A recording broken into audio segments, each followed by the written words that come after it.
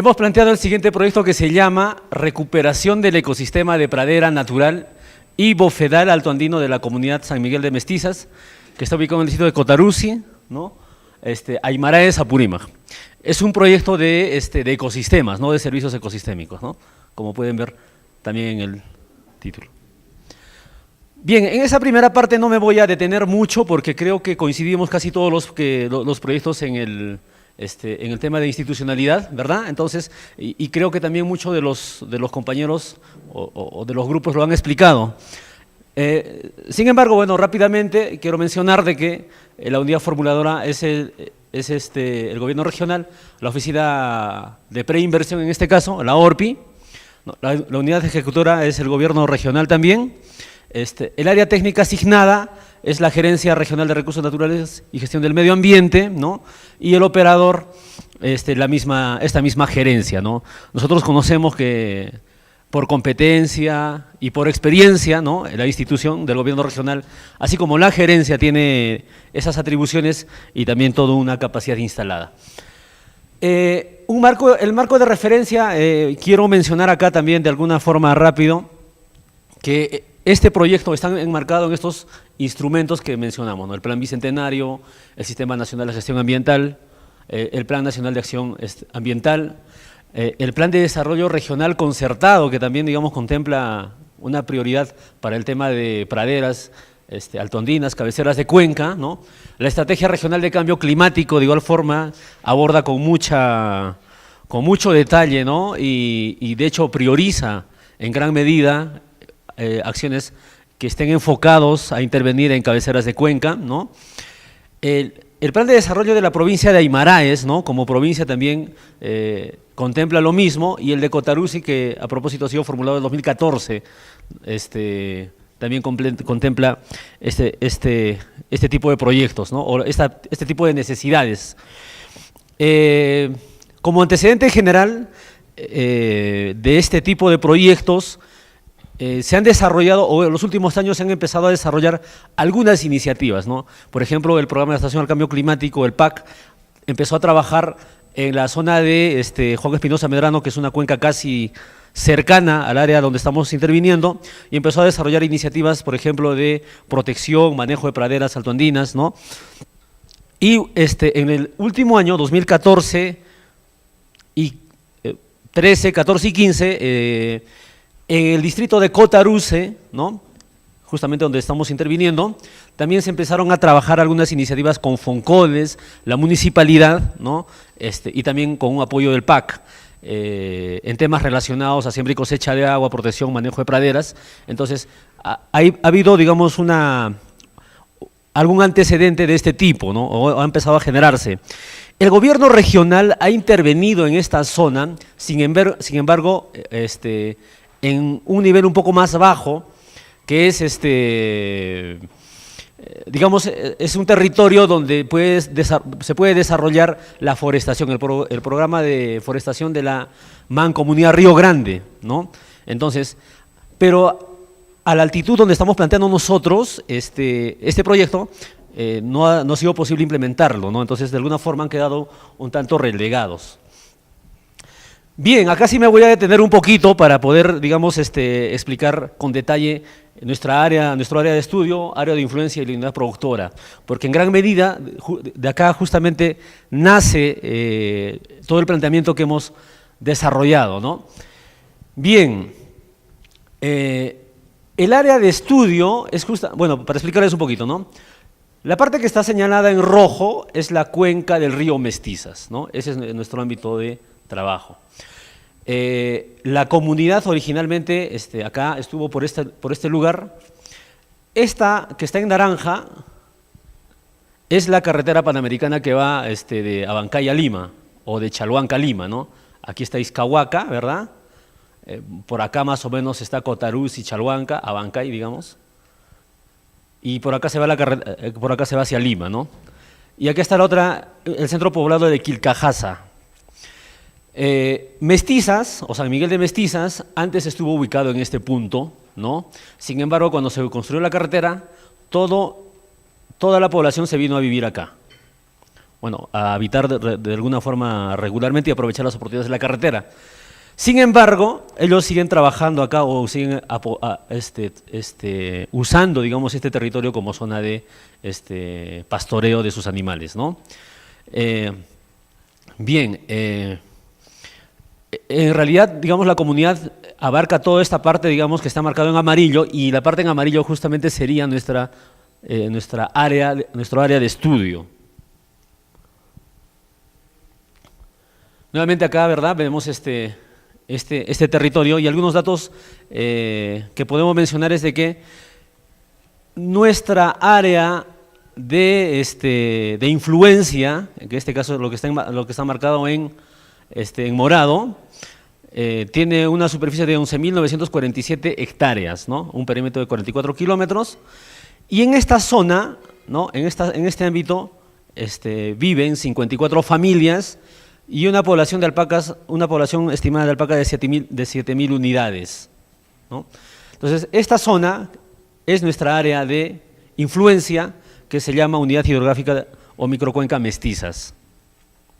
Esto es un poco para que nos podamos un poquito ver. Esto era la antigua comunidad de mestizas que ha migrado al centro poblado de Quilcajasa, ¿no? Pero todo eso sigue llamándose comunidad mestizas. El área de influencia, nuevamente acá un poquito yendo al detalle, ¿no? Podemos ver de que hay una cobertura muy interesante, ¿no? Tiene una composición muy interesante. Primero que la pradera natural o de pajonal, ¿no? Abarca una superficie de 8.792 hectáreas, representa el 73%, casi 74%, ¿no? Existen zonas desnudas, digamos, por unas condiciones casi naturales del terreno, zonas de rocas, ¿no? Que ocupa el 9.6%, ¿no? Y hay una zona de la pradera con erosión severa, que justamente está en amarillo, ¿no? Los puntos en amarillo, ¿no? Ocupan el 9.2%. Las zonas en amarillo representan esa zona, las zonas en marrón son las zonas desnudas, y las zonas en verde son las zonas de pradera nativa. El bofedal ocupa el 7.4% y están justamente ubicadas casi en el cauce de los ríos, ¿no? De estos 3 ríos principales, ¿no? Palja, Mestizas y ahorita no. Ya, bueno. Entonces, ahí así podemos ver, por ejemplo, que en total ahí está el área de la cuenca, ¿no? Y también hay una laguna, bueno, hay 2 lagunas que representan el 0.3% de este territorio, ¿no? Hemos hecho algunas evaluaciones de campo para conocer justamente cómo estaba compuesto o cómo está compuesto los ecosistemas de esta microcuenca. Y nos hemos concentrado en 2 ecosistemas: pradera natural o pradera, ¿no? De tipo pajonal, y lo que es bofedales. Y en estos ecosistemas hemos analizado algunos parámetros como, primero, lo que es biodiversidad, ¿no? Lo segundo, hemos visto la cobertura vegetal, la concentración de biomasa, ¿no? Erosión de suelo, básicamente, 4 parámetros fundamentales. Y entonces vemos acá, por ejemplo, que en la pradera natural, ¿no? Existe un promedio de 32, 33 especies hemos hallado de una pradera natural, ¿no? Y esto justamente es la curva que se llama la curva de biodiversidad, ¿no? En evaluaciones rápidas, concentrado básicamente en pasturas. Esto es una referencia interesante, o bueno, esto podemos compararlo, por ejemplo, con praderas que han sido protegidas. Y este cuadro representa una pradera que ha sido protegida en la microcuenca Mollebamba, ¿no? Y se ha analizado después de 3 años cómo se desarrollaba la biodiversidad en una pradera protegida. Y nos damos cuenta, por ejemplo, en una pradera con similares características, después de 3 años, la biodiversidad puede llegar más o menos a 43 especies, ¿no? Por metro cuadrado. Perdón, 43 especies, digamos, en general en la pradera. Entonces vemos la diferencia, ¿no? En una pradera que no tiene intervención alguna, ¿no? La biodiversidad es menor frente a una que sí está protegida. La cobertura vegetal. La cobertura vegetal viene a ser cuánto del suelo que yo miro desde arriba está cubierto por vegetación, ¿no? Y entonces hemos visto de que la pradera, acá hemos visto básicamente tres elementos. En la pradera, digamos en la pradera que ocupa el 80% o el 70%, vemos que la cobertura vegetal es del 76%, el 24% sin cobertura. La cobertura en el área donde hay que está bajo erosión severa, la cobertura es bastante menor, es solamente el 38%, ¿no? Y vemos que evidentemente hay mucha área desnuda, ¿no? Y esto tiene justamente consecuencias muy graves en términos de erosión de suelo, ¿no? Y nuevamente, si nosotros comparamos estos parámetros, digamos, entre una pradera protegida y una sin protección, en realidad no vemos mucha diferencia. Este cuadrito también es de la investigación que se hizo en Mollebamba, ¿no? Una pradera protegida, ¿no?, tiene 85% y una sin protección 76 más o menos, 78, ¿no? Entonces, no hay mucha diferencia. Sin embargo, si vemos la biomasa, digamos, uno puede estar coberturada de alguna forma, pero está en constante presión, ¿no? Entonces la biomasa es bastante menor. En términos de biomasa sí se puede ver grandes diferencias. Y entonces, esta es la evaluación que hicimos en Mestizas, ¿no? Y vemos, por ejemplo, que 1 metro cuadrado, el césped de puna o del pajonal, más o menos se tiene 420 gramos en 1 metro cuadrado de biomasa. Bofedal tiene un poco menos, ¿no?, 120 gramos, y bueno, la pradera bajo erosión severa tiene aún menor, ¿no?, 120 este 170.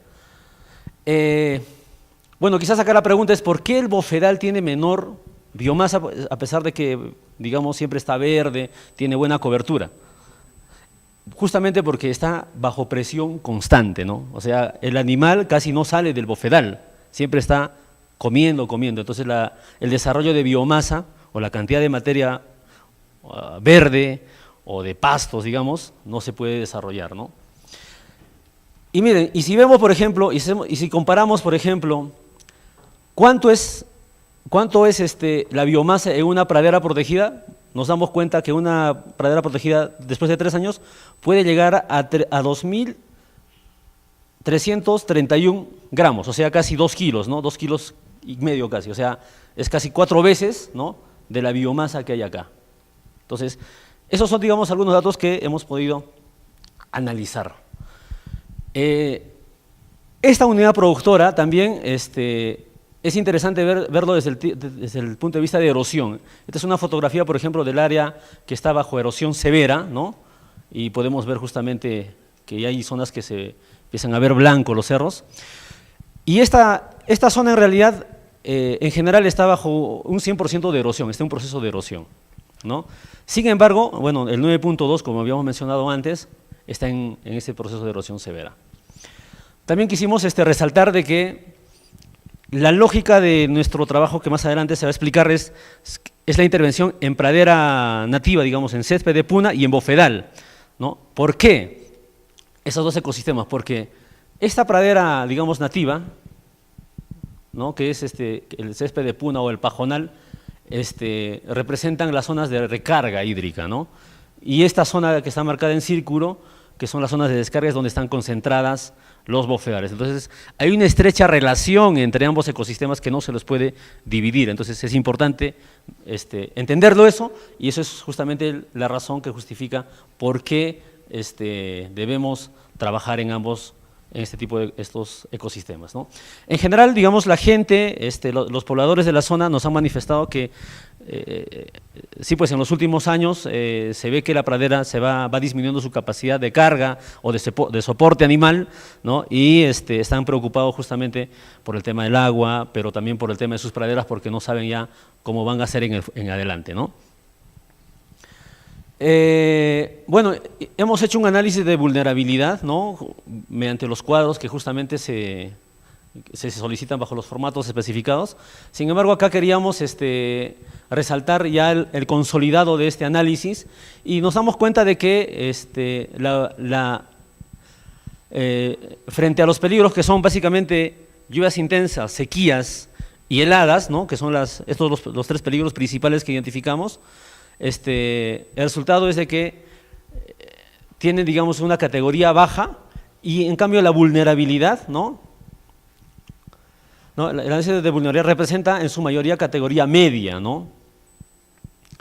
Por lo que el proyecto enfrentaría condiciones de riesgo bajo en general, ¿no? En general, digamos, el proyecto es un proyecto que justamente también apunta a ser más resiliente, más a luchar frente a los problemas que el cambio climático plantea, ¿no? La matriz de involucrados, también tenemos acá la Gerencia General de Recursos Naturales del Gobierno Regional de Apurímac, ¿no? Las comunidades campesinas, ¿no? Ahí hay, digamos, una organización, la organización de la propia comunidad, ¿no? Y productores de alpaca, en realidad ahí hay una organización. La Dirección Regional Agraria Apurímac, que también está presente en Cotaruce, ¿no? La Agencia Agraria Aymaraes, ¿no?, que también está presente tanto en el distrito como en la provincia. Y del Ministerio de Agricultura está la Dirección General de Forestal y Fauna Silvestre y el ATFFS, ¿no?, también presentes, y Agrorural, ¿no?, finalmente también que está presente en Cotaruce, quienes serían justamente los involucrados en este proyecto, ¿no? Bueno, continuando con la exposición de la propuesta de estudio de preinversión que nos ha tocado como grupo 4, entramos después del arduo trabajo del capítulo de identificación, tomando en cuenta las informaciones del área de influencia, área de estudio, la unidad productora y el acercamiento a los involucrados, llegamos a definir los problemas, las causas y los efectos. Bueno, entre el principal problema que tenemos hemos identificado es la degradación de los ecosistemas altoandinos de la comunidad campesina de San Miguel de Mestizas, distrito de Cotaruzi, región Apurímac. Bueno, las principales causas directas tenemos lo que es el uso desordenado e intensivo del ecosistema altoandino, ocasionada por escasas prácticas de recuperación y conservación del ecosistema altoandino. Y otra causa indirecta sería la inadecuada prácticas productivas del uso del ecosistema altoandino. Otra causa directa al problema central es la débil capacidad de gestión en el manejo del ecosistema, ocasionada por la débil organización para la conservación del ecosistema y el escaso conocimiento técnico para el manejo de los ecosistemas y sus recursos relacionados. Tenemos causas y los efectos directos que, digamos, a nivel podríamos identificar son la disminución de los recursos hídricos en las zonas media y baja de la cuenca, reducción de la biomasa verde para actividades productivas, generación de conflictos para el acceso a recursos. Y como efecto final, la pérdida de bienes y servicios del ecosistema altoandino de la comunidad campesina San Miguel de Mestizas. Bueno, toda esta problemática, causas y efectos, se concretan a indicadores que se ha identificado en el trabajo a nivel del diagnóstico. Siguiente. Bueno, acá tenemos algunos indicadores encontrados en esta etapa y lo vamos a dar a conocer. Principalmente, en causas, disminución del caudal de fuentes del agua en las zonas de recarga. Tenemos una disminución del caudal hídrico en los últimos 10 años aproximadamente, con los testimonios de los lugareños y reportes del ANA-ALA, ¿no?, que es un indicador bien relevante en el tema del manejo. Bueno, en lo que es el uso desordenado e intensivo del ecosistema altoandino, el 100% del territorio está en proceso de erosión laminar hídrica y de ella, principalmente a lo que es algunas actividades de sobrepastoreo, ¿no?, y que de ella el 9.2% está con erosión severa, que nos indica en el trabajo de campo. Bueno, otro indicador que tenemos, la reducción de especies de pasturas, de 32 especies frente a 43 especies en pradera conservada. Ya creo que en el ejemplo que acá el compañero ya expuso un poco el detalle de cuál es la diferencia en poder trabajar, digamos, un manejo, una clausura de una pastura y qué beneficios a nivel de especies tenemos, ¿no? Principalmente se tiene identificado en el área de influencia 27 especies de las familias Achemilla, Achione, Lusula, Mulembergia, Festuca, Plantago, que son especies 32 especies, ¿no?, que tenemos actualmente. Bueno, la reducción de la cobertura vegetal. Tenemos el 76% de cobertura vegetal y un 24% de cobertura o de área sin cobertura vegetal. Es otro indicador que nos demuestra principalmente el caso de la degradación de nuestro ecosistema.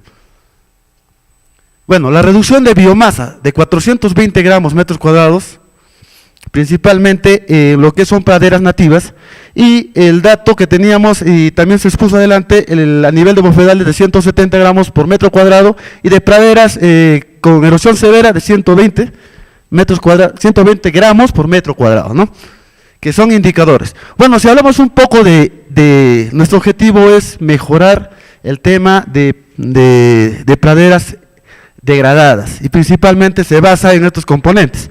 Hablamos de la biodiversidad, que son el número de especies, hablamos de la cobertura vegetal, hablamos lo que es la biomasa y principalmente los suelos en erosión, ¿no? Entramos de repente a otro indicador que nos indica el 100% en proceso de erosión laminar, de ellas el 9.5% del territorio con erosión severa por causas de sobrepastoreo y erosión laminar.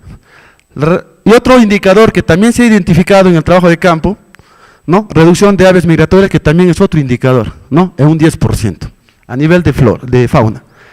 Tenemos también una reducida soportabilidad del pasto forrajero a nivel de la carga animal, de 1,2 unidades ovinos por hectárea por año. Otro indicador, el 73% de los productores alpaqueros realizan pastoreo sobre cobertura frágil. Esto se debe a desconocimientos, de repente, en manejo o tipo de pastoreo en lo que son los animales de la parte alta, ¿no?, principalmente lo que son los camélidos y lo que es el ovino. Bueno, la quema es otro factor importante que también nos indica que tenemos una hectárea de praderas en los últimos 8 años, que también viene ocurriendo por desconocimiento o por algunos, digamos, acciones antrópicas de la población que vive ahí. Bueno, el 10% de la familia introdujo ganado vacuno en la cobertura frágiles que incrementan la erosión de los suelos. Bueno, principalmente todos los indicadores se basan a trabajos que vienen, digamos, erosionando o degradando el ecosistema en función al sobrepastoreo, la carga animal, por el desconocimiento, y estos indicadores reflejan esta situación, ¿no? Y otros efectos que también de repente complementan a este factor son los factores climáticos, que también complementan a todo el trabajo que vienen degradando los ecosistemas. Bueno, tenemos la débil capacidad de gestión en el manejo de ecosistemas. Bueno, el 40% de la población no realiza prácticas de manejo de ecosistemas, ¿no? El 60% de la población no se organiza para gestionar los ecosistemas altoandinos, es decir, no manejan instrumentos de gestión o manejo del ecosistema. El 90% de las instituciones públicas ligadas al manejo y gestión de ecosistemas no desarrollan actividades en el ámbito de intervención. Prácticamente no tenemos mecanismos de manejo, no tenemos instrumentos de gestión, ¿no?, que representan estos indicadores, y lo que ocasionan es que nuestros ecosistemas sigan degradándose, ¿no?, incrementándose a nivel de área. Bueno, siguiente. Bueno, otras causas, escasas prácticas de conservación y manejo de zonas de recarga y manantiales. Tenemos un indicador, el 95% de los humedales reducen el almacenamiento de agua durante la época seca. El 5% del territorio no se encuentra intervenido con prácticas de manteo. El 80% de la población del área de influencia se encuentra dispuesta a ejecutar prácticas de conservación y manejo de las zonas de recarga. Existe, yo creo, a nivel de la preocupación de la misma población, ya de poder, digamos, intervenir al ver que sus ecosistemas se vienen erosionando, se vienen degradando. Entonces sí existe realmente de repente un involucramiento ya de la población que existe ahí, ¿no? El 80% de la población participa activamente en ejecución de proyectos de conservación. Hablamos de propuestas o trabajos similares digamos, a nivel de escenarios con condiciones similares, que sí ya de repente existe a nivel de la población de la zona involucramiento de poder, digamos, apostar por este proyecto, ¿no? Bueno, el 75% del territorio con nivel de vulnerabilidad a nivel 1. Esta es información de la ZE. Bueno, la débil organización para la conservación del ecosistema. El 90% de las organizaciones comunales no cuentan con normas para el manejo de estos ecosistemas altoandinos. Yo creo que este es un punto importante y la propuesta enfoca un poco más a trabajar ese tema. El 60% de las autoridades comunales de escasa intervención en los ecosistemas. De igual manera, hay un desinterés. Bueno, escaso conocimiento para el manejo de los ecosistemas y recursos relacionados. Tenemos un indicador que el 50% de la población de la cuenca baja muestra también un desinterés sobre los servicios ecosistemas. O sea, prácticamente, si analizamos el escenario, existe desinterés también de las autoridades, de repente por poder trabajar y mejorar la condición actual de estos ecosistemas que se vienen degradando paulatinamente. Bueno, en lo que se refiere a los efectos, disminución de los recursos hídricos en zonas medias y baja de la cuenca. Reducción de fuentes de agua, que es un indicador clave, ¿no? A nivel de servicio también. Reducción de biomasa verde para las actividades productivas de 651.1 gramos de peso de materia verde en praderas sin clausura. Esto implica una reducción de 15 gramos al año, digamos, de biomasa. Y el tema también de generación de conflictos por acceso a recursos. El 20% de la población de la comunidad tiene conflictos por acceso a humedales durante la época seca por el tema del pastoreo, ¿no? No hay un control de manejo de área, entonces también hay un conflicto, a nivel de pastorear sus propios animales, ¿no? Principalmente los camélidos, vacuno y ovino. El 80% de la población de la cuenca baja con constantes conflictos por el uso de recursos, principalmente el agua, ¿no? Siguiente. Bueno, entramos a lo que es el planteamiento. Bueno, el planteamiento principalmente tiene como objetivo recuperar los ecosistemas altoandinos de la comunidad San Miguel de Mestizas, ¿no? Teniendo como uso ordenado y controlado del ecosistema altoandino, a través de mayores prácticas de recuperación y conservación del ecosistema, adecuadas prácticas productivas del uso del ecosistema altoandino y también fortaleciendo la capacidad de gestión, ¿no? En el manejo de ecosistemas, fortaleciendo la organización para la conservación del ecosistema y mayor conocimiento técnico para el manejo de los ecosistemas y sus aspectos relacionados. Bueno, siguiente. Bueno, ya hablamos un poco acá de las alternativas de solución. Tenemos acá los componentes y acá tenemos nuestras acciones ya directas que vienen plasmándose en la propuesta a nivel del proyecto. Tenemos lo que es, en el componente mayores prácticas de conservación y manejo de zonas de recarga y manantiales. Tenemos lo que son la construcción de sistemas de infiltración de agua y protección de las zonas de recarga. En el componente uso ordenado y controlado del ecosistema altoandino tenemos la siguiente acción: el uso adecuado de ecosistemas altoandinos. En el componente fortalecimiento de la organización para la conservación del ecosistema es importante el tema de sensibilización y capacitación a lo que son población y autoridades. Y finalmente, en el componente mayor conocimiento para el manejo de ecosistemas y sus recursos relacionados, las acciones serían elaboración de los instrumentos de gestión para el manejo de la pradera natural, principalmente el ecosistema, y el fortalecimiento de la organización comunal para la gestión de la pradera. Siguiente. Bueno, entramos al capítulo de formulación.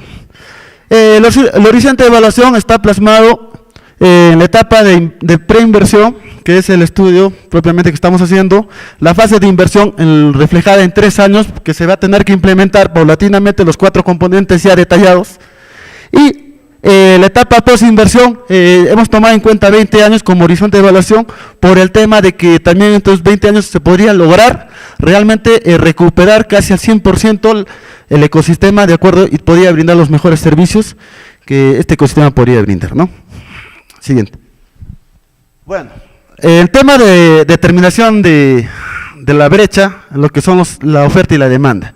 Principalmente tenemos la imagen al costado en la que nos representa nuestro área de influencia a nivel de los componentes a nivel de la cobertura. Principalmente en el gráfico anterior el compañero explicó que tenemos 11.947 hectáreas a nivel de todo el área. Pero desestimando un poco, nosotros analizamos que la demanda a nivel de área simplemente se basa en pradera nativa, que son el pajonal andino, las zonas desnudas, el bofedal, teniendo un área total de demanda de 10.772 hectáreas, que estarían demandando el trabajo a nivel de recuperación, ¿no? Entonces, a nivel de oferta tenemos 0, una demanda de 10.772 hectáreas y nuestra brecha sería esas 10.772 hectáreas. Siguiente. Bueno, un poco ya entrando al análisis técnico de la alternativa única, tenemos acá los componentes. De manera rápida tenemos el componente 1, que va más enfocado a la recuperación y conservación del ecosistema a través de la implementación, construcción de sistemas de infiltración.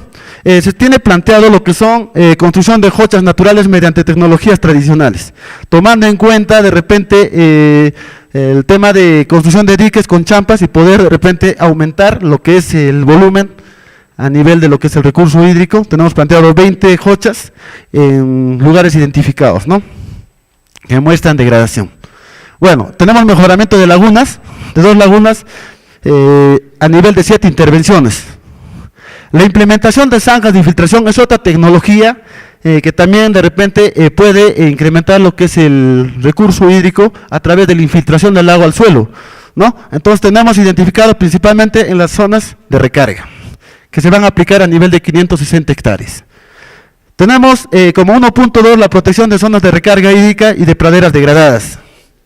Es importante trabajar el tema de clausura en este tema de recuperar, digamos, ecosistemas degradados a nivel de área. Entonces tenemos identificado la clausura de zonas de recarga hídrica y de praderas degradadas, ¿no?, de poder clausurar 800 hectáreas a través de cercos con malla ganadera, ¿no?, en lugares identificados principalmente en las praderas o áreas que nos presentan un poco más ese indicador de degradación. Pasantías a experiencias exitosas, que es muy importante conocer estas experiencias exitosas en el tema. Se van a identificar de repente a nivel de la población un grupo de personas que puedan ir a conocer esa experiencia y que puedan replicar aquí en la zona. La capacitación en manejo de praderas, bofedales, zonas de recarga y recursos hídricos. A nivel de talleres es muy importante. Bueno, en el componente número 2 tenemos adecuadas prácticas de producción pecuaria en el ecosistema altoandinos.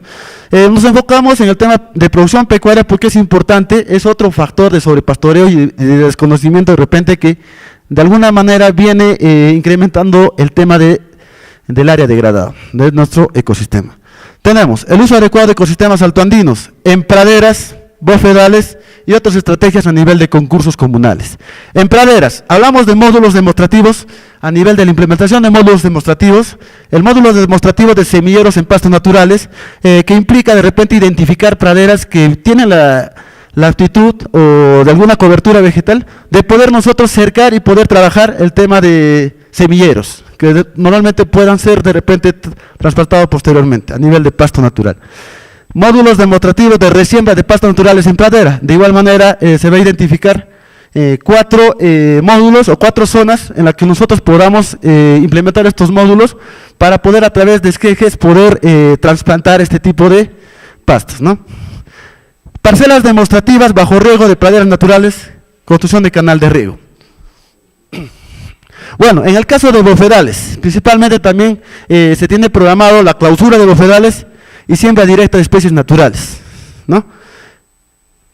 Tenemos lo que son los módulos demostrativos de ampliación de bofedales, principalmente porque existe, digamos, algunos bofedales que tienen recarga o mucha cantidad o encharcamiento de agua, entonces requieren un manejo, digamos, de poder solucionar eso. Entonces se va a tener que implementar una tecnología de ampliación de bofedales aplicando un tipo de canales de Z, ¿no? Bueno, y otra estrategia un poco para mejorar las prácticas pecuarias son los concursos comunales. Se tiene programado 3 concursos comunales a nivel de recuperación de pastos naturales, recuperación y ampliación de bofedales y lo que es la siembra y cosecha de agua. Yo creo que es importante un poco de alguna manera dar también tarea a nivel de concursos a la población involucrada, digamos, en poder motivar a través de concursos el trabajo y que pueda ser replicado, ¿no?, con el trabajo ya, digamos, implementado a nivel de talleres. Bueno, el componente 3, fortalecimiento de la organización comunal para el manejo de los ecosistemas altoandinos. Acá entramos un poco al tema de sensibilización y capacitación a la población y autoridades, ¿no? Entonces tenemos un componente de sensibilización o una actividad de sensibilización a autoridades locales y comunales en conservación y manejo de ecosistemas de praderas naturales, ¿no? En la que es necesario, a través de eventos, llegar a considerar o manejar instrumentos de gestión en el tema, ¿no? A nivel de manejo de praderas. De igual manera, tenemos identificados 3 tipos de estudios que nos van a servir como, digamos, complemento a trabajos posteriores. Principalmente planteamos lo que es una línea de base del estado de los ecosistemas altoandinos de la comunidad, a nivel de praderas, manantiales, lagunas y lo que son bofedales. Otro estudio a nivel de las causas que afectan al estado del ecosistema altoandino de esta comunidad, y un estudio final, lo que son los efectos de las prácticas implementadas por el proyecto en la recuperación del servicio ecosistémico de esta comunidad, ¿no? Claro, el tema de la sistematización del proyecto. Siguiente. Bueno, el componente 4, mayor conocimiento para el manejo de los ecosistemas y sus recursos relacionados. Tenemos una acción, elaboración de instrumentos de gestión para el manejo de la pradera natural. Se va a elaborar un plan de zonificación y aprovechamiento de los ecosistemas en esta microcuenca Mestizas, ¿no? Que va a terminar con producto en un documento. Tenemos la elaboración de reglamentos de aprovechamiento sostenible de praderas naturales, principalmente lo que son normas, ¿no? Elaboración de manual de uso y aprovechamiento de praderas, elaboración de manual de uso y aprovechamiento de bofedales, manual de construcción de jochas rústicas, que indirectamente son documentos que podamos nosotros socializar a nivel de toda la población para poder también que sea parte del trabajo y sume a los conocimientos en lo que son manejo de los ecosistemas y sus recursos relacionados. Tenemos la 4.2 a nivel de acción, fortalecimiento de la organización comunal para la gestión de la pradera. Entonces, en ahí tenemos planteado la elaboración y la actualización de instrumentos de gestión comunal para el manejo de la pradera, ¿no? Entonces, a través de talleres, netamente para lograr este producto de la gestión organizativa comunal para el manejo de la pradera. Y como componente 5 tenemos lo que es el costo de mitigación a nivel de un plan de manejo ambiental. Bueno, un poco ya entrando a lo que son los costos a precios de mercado. Tenemos acá, el proyecto tiene un costo de inversión de 3.914.499.45 soles, ¿no? Enmarcados a través de sus costos directos, ¿no? Mayores prácticas de recuperación a nivel de sus componentes, adecuadas prácticas de producción pecuaria, fortalecimiento de organización comunal, mayor conocimiento para el manejo de ecosistemas, costos de mitigación, y como costos indirectos, el expediente técnico, gestión del proyecto, supervisión, liquidación, llegando al total de 3.914.499.45. Siguiente. Bueno, eso sería con lo referente a lo que es un poco el análisis de la problemática, el planteamiento, las alternativas de solución y un poco el análisis de lo que es el capítulo de formulación. Vamos a ver el tema de evaluación. En este caso vamos a determinar los beneficios. En este caso, como ya bien lo dijo Ronald, nos abocamos no a un bien, sino a un servicio ecosistémico, ¿no? En ese entender, hemos determinado que los beneficios sociales estén relacionados con los beneficios directos de provisiones de agua y alimento, regulación de ciclos del agua y de la degradación de los suelos, ¿no? Como beneficios indirectos tenemos servicios de apoyo y, bueno, esos son los que habíamos identificado, ¿no? Siguiente. Posteriormente, hemos determinado los costos sociales. Siguiente. Los costos sociales para lo cual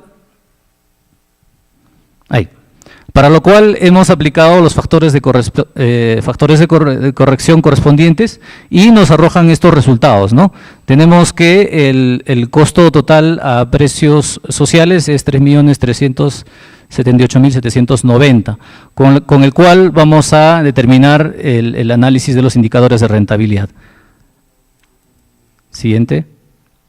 Y aquí tenemos un consolidado de estos indicadores de rentabilidad, ¿no? En este caso hemos aplicado la metodología de costo-efectividad debido a que no es posible cuantificar, digamos, monetariamente los beneficios del ecosistema en el cual nosotros estamos interviniendo.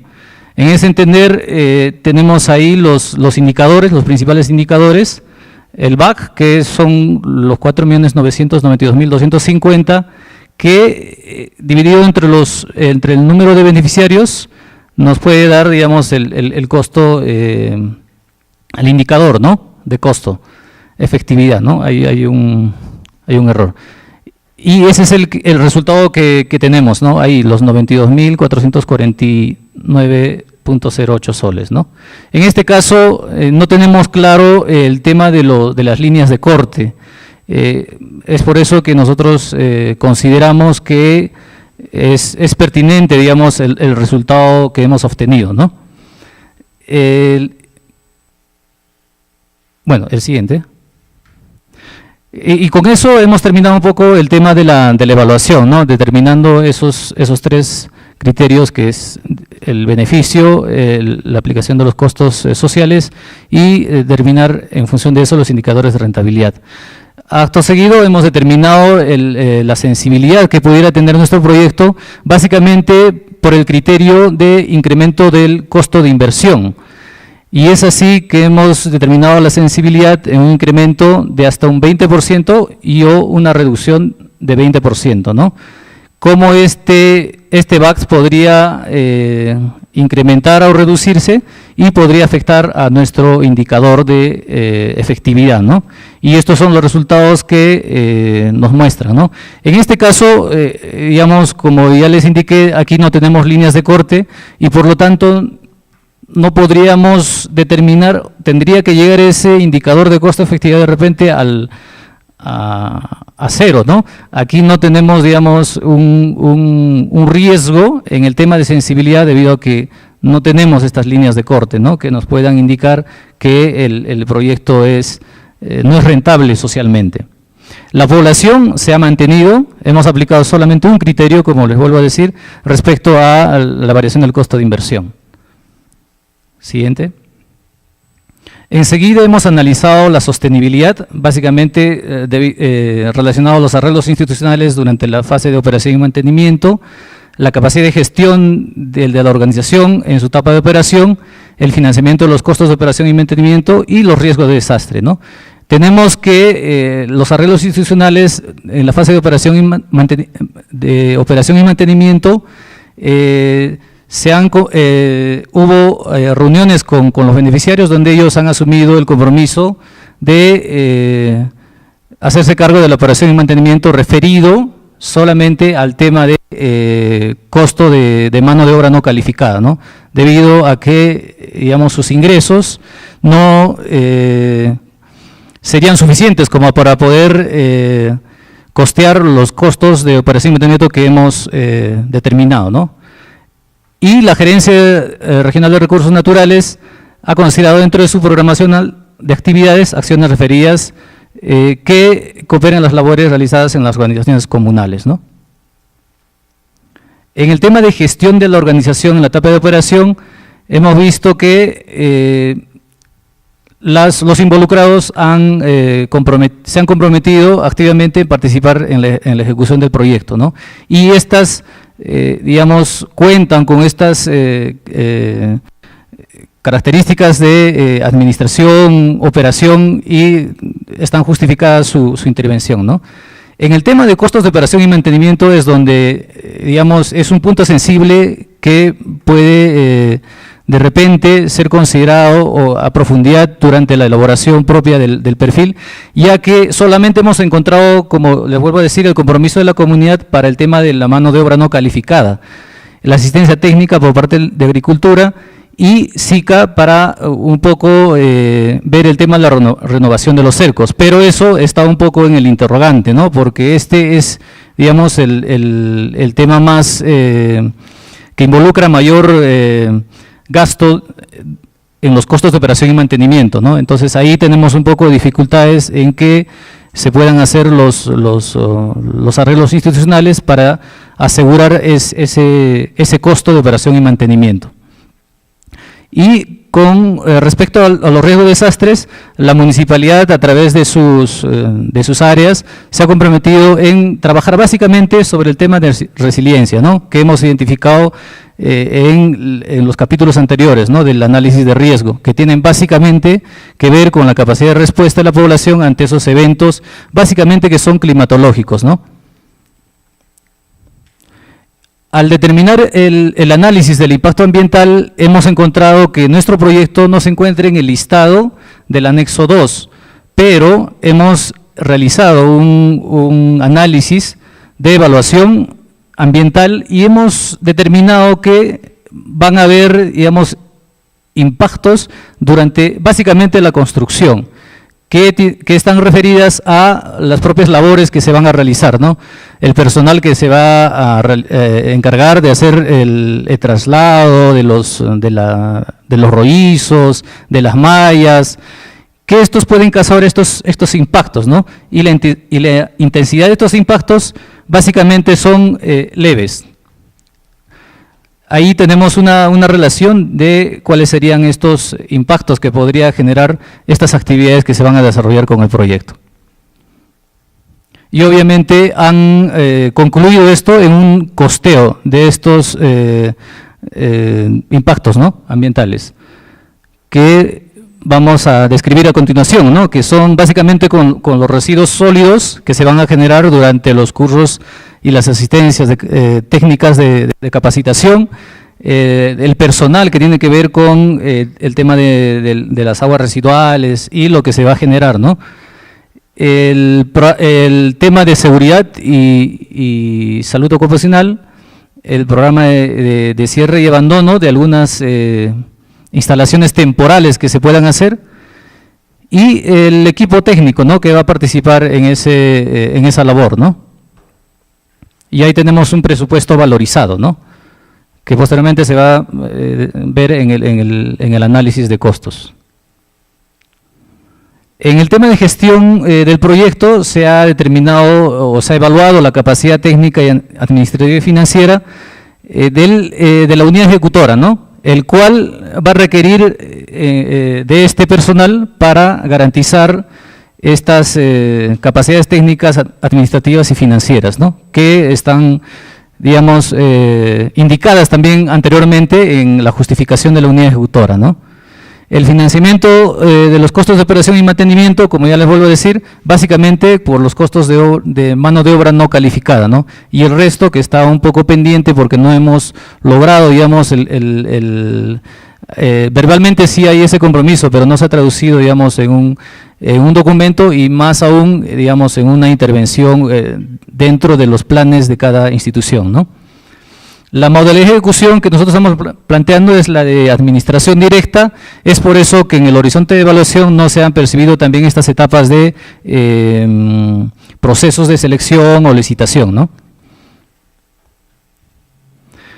Y finalmente nosotros hemos determinado la matriz de marco lógico sobre el árbol que hemos construido, y tenemos aquí algunos indicadores, medios de verificación y supuestos que presentamos, ¿no? Aquí vemos el fin, que está relacionado básicamente a la recuperación del ecosistema. Siguiente. El propósito, que tiene que ver con todos estos indicadores, ¿no?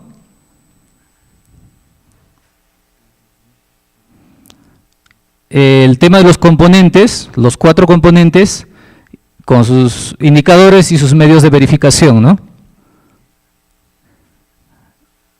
Este también corresponde a eso. Y bueno, en resumen, ese sería, digamos, la presentación de todo el trabajo que hemos realizado nosotros.